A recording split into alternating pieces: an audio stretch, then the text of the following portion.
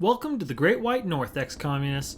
I hope you have your winter jackets on, your laser gun in your right hand, and your spell checker in the left. Or you could, reverse that if you're a southpaw. Because today, we are making dramatic entrances onto Canadian fishing docks for Operation Retro Hypothesis. This Newfoundland fishing village has gone dark and the council wants us to figure out what has happened. And whenever politicians want you to do something, you should be on your toes. And I mean, be ready for anything. Though I must admit, the first time I did this mission, I wasn't ready for this. That's right, ladies and gentlemen, we have zombies. And for those of you who have watched Zombieland, you know that the second most important rule in a zombie fight is double tap. That's why we have Beetleborg and Jimmy shooting this thing together. With zombies around, we know that chrysalids can't be too far behind. Zombies and chrysalids are powerful melee threats with lots of hit points. This means we need to set ourselves up with good firing lanes. For that reason, we are going into this house to use these great windows that give us a good view of the fishing market. Any zombie customers shopping in the market tonight are sure to get a free sample of our fried photon special. Only, this customer didn't see the sign that said the side entrance was for employees only. And I'm praying that this zombie was using its second move, or DJ Sucre is going to be taking a dirt nap. Thankfully, it was the zombie's second move, so he'll have to wait another turn to eat DJ Sucre. And despite his rude entrance, we are a business that prides itself on putting the customer first. So, Evil Emmy-san will still give this customer a taste of fried photon special. He must not have liked the taste, because his review was critical. With that solved, we move up to the windows and find another prospective customer. DJ Sucre gives it 2 servings of his lead sandwich, but the customer seems to have discerning tastes. Evil Emmy-san, on the other hand, whips up a spicy course that can knock even the most discerning of zombies off their feet. With the zombie threats seemingly taken care of, we have some room to move. I sort of want to dwell on how I'm setting this up though. Notice that everyone is going into Overwatch in locations that cover similar but slightly different sightlines. Melee threats will charge right at you, obviously. So one might think that a firing line right in the open would be best. But the one thing you don't want to do when you have multiple melee threats is have all your Overwatches hit one target, overkill that target, and then the other berserking baddies get to march right in and eat your face, which I hear is unpleasant. By staggering your soldiers' sight lines to the same area, you get the soldiers to fire one after another, thus avoiding the overkill problem. And now that I'm done pontificating, let's get some insight from Officer Sweatervest. I'm no fisherman, but something about that shark just doesn't look right. Thanks for pointing that out there for us, pal. I wouldn't have thought it suspicious without you. Now, I think it's good policy to keep your guns trained at a shark. A diseased shark makes the policy even more sound.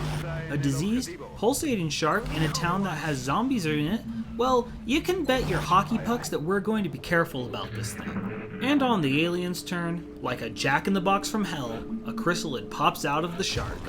This means either Jaws ate a chrysalid, and then the chrysalid just had to prove that a xenomorph could in fact kill Jaws, or the Zergling's cousins can in fact hide inside of the large fish like Luke Skywalker in a tauntaun. I thought they smelled bad on the outside. When it comes to odors like this, Emmy-san knows the only way to get rid of that chrysalid and a fish smell is to burn it away. With the Peekaboo chrysalid taken care of, I start to move the team forward, only to immediately regret it. Jimmy and Emmy-san have both used their shots, so I have 4 soldiers to kill 3 bugs. That's 4 soldiers to do 24 damage. This seems like a good time to invoke axiom number 12 and use a rocket. With each chrysalid now down to 2 health, we move up Gemini Spark and Citrus Architect. First thing I do is test out to see if Citrus's grenade can make it far enough to kill the remaining chrysalids. Upon testing, we find out that, hallelujah, it does. So, we're safe. But I'd rather see if we can get the kills without the grenade, so I try our collateral damage ability and see if Gemini will get 2 damage. Rather unfortunately, he only did 1 damage. So, we let Beetleborg get a kill, and then it's Citrus's turn to let loose an explosion of flavor.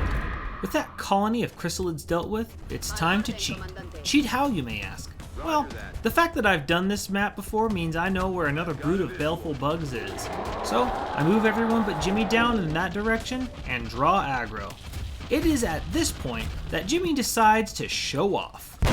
Headshot. Emi-san softens up the other bug, and Gemini Spark delivers the coup de grace.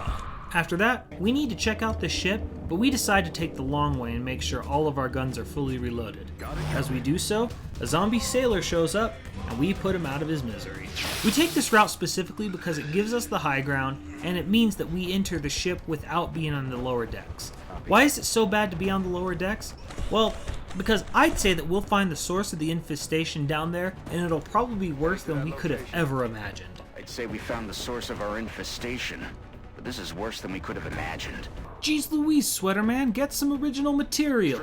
I think you're about to have a lot of company headed your way, but nothing you've got on hand is going to be enough for this one. What we need is an airstrike. If you can reactivate that ship's transponder, we can have air support pinpoint your location and take the whole thing out. Okay, now that is some original material.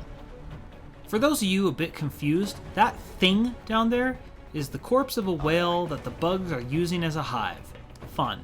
Each alien turn, it will spawn somewhere between 1 and 3 chrysalids. What we have to do is activate the transponder right above it, and then we have 8 turns to get back to the Sky Ranger. When you only have 8 turns to get back across the level, you can't spend too long fighting. Our plan is simple. Have Beetle Burr activate the transponder while everyone starts booking it like Samus off an exploding planet while Jimmy lays covering fire from above. Once we get a good distance between us and the ship, we can feel a little safer in trying to get the occasional kill for XP. But don't get too cute with this if you're doing this mission. Your number one job is to make sure your soldiers get back to the Sky Ranger. We do hit a snag or two though. For one, as we're running, this chrysalid jumps out of a tuna up ahead of us. One could argue that we deal with it the same way the Mafia deals with rats, because after Beetober's done with it, the chrysalid is sleeping with the fishes. Our next problem comes when one bug scurries past a bunch of Overwatches and nestles up next to Jimmy. Still, it only has 4 health, so you'd think that someone would kill the dang thing.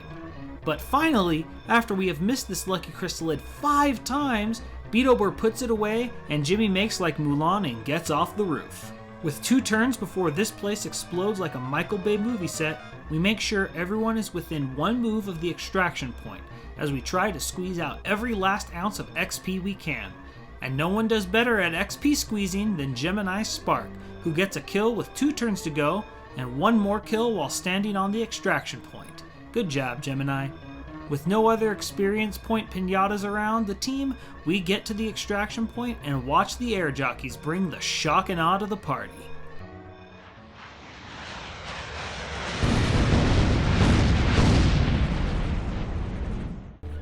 So ends Operation Retro Hypothesis. With no deaths and a metric ton of bug kills, we are pleased as punch. It's a shame that we can't sell all those chrysalid corpses, because, you know, the carpet bombing sort of turned their bodies into chunky salsa. But oh Canada, do we get some promotions or do we get some promotions? 06 Lady Grey Jimmy once again is leading the way by getting promoted to Major. At Major, you don't have any options, but it doesn't matter because Jimmy is getting an awesome perk. Low profile lets her treat half cover the exact same as full cover. I think that deserves a Bill and Ted air guitar. 08 Cobra, Citrus Architect, is now a captain. One option is Close Combat Specialist, which will let Citrus take a reaction shot whenever an alien closes to within 4 squares of him. No overwatch required.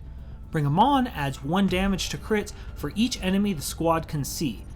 While Bring 'em On is neat, it requires Citrus to crit, and that happens less than you'd like. However, even when aliens aren't melee threats, they love to close within 4 squares of our assault to try and get flanks.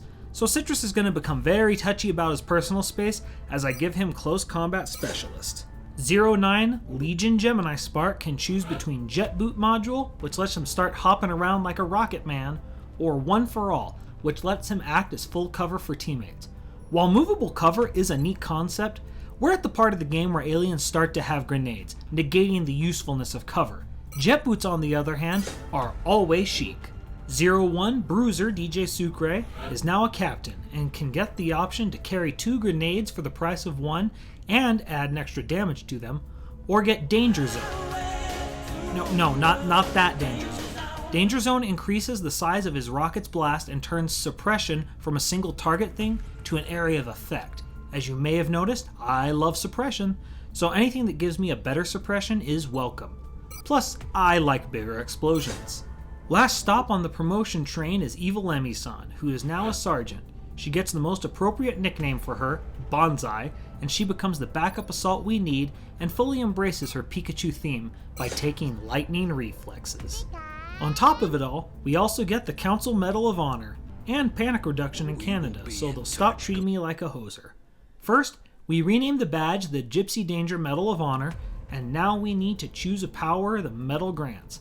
And +1 aim and will for each mission completed without any soldier deaths sounds pretty kickin' given our track record so far. And when it comes to making someone more accurate, there is nobody more deserving than Lady Grey herself, 06 Jimmy. Next, we have to give this Crimson Typhoon cross we have laying around to someone, and I noticed that we've never given Gemini Spark anything but robot arms and legs. So, we give him some metal to show off while he's not striding around in a mech suit. Next up, it's the 10th of May, and we need to observe Splice Strategy's axiom number 8, build satellites, no exceptions. But we can't do that without selling a few things. But we have more than a few flight computers and UFO power sources laying around. So we pawn those off, and soon we have enough to construct 3 more satellites. And no sooner do we start scanning that we have some more abductions to deal with. Now, we definitely do not need another assault. So it's down to Germany, who's going to give us some Ingies and techno music, and to Mexico, who will give us scientists. And as much as I need Ingies, I have a workshop under construction right now, and it should be ready in time for us to get to work on the satellite uplink we need at the end of the month. Plus, if we ignore Germany, nobody in Europe panics. But if we ignore Mexico, both sides of the Rio Grande will not be pleased with my efforts at border security. Plus, with 4 extra scientists, our heavy lasers research will complete quicker, and we can boost our Ravens and Heavy's offensive output. With Evil Emmy-san now at the level I need her to be our reserve assault, we need to work on another backup. We still have yet to get a backup support ever since Gemini became a cyborg, so we're calling up a rookie from the minor leagues. Everyone say hello to Silver Warden, who we hope is our next support. And because we'll have new capture targets this mission, she'll be holding the taser. And with our team complete, it's time to get headed off to Mexico City to make sure the aliens can't get their hands on Speedy Gonzalez and the secret to awesome burritos. Okay, wow. Someone needs to tell Bobby Percival we aren't even halfway through this game, because I feel like we're overselling the aliens here, just a bit.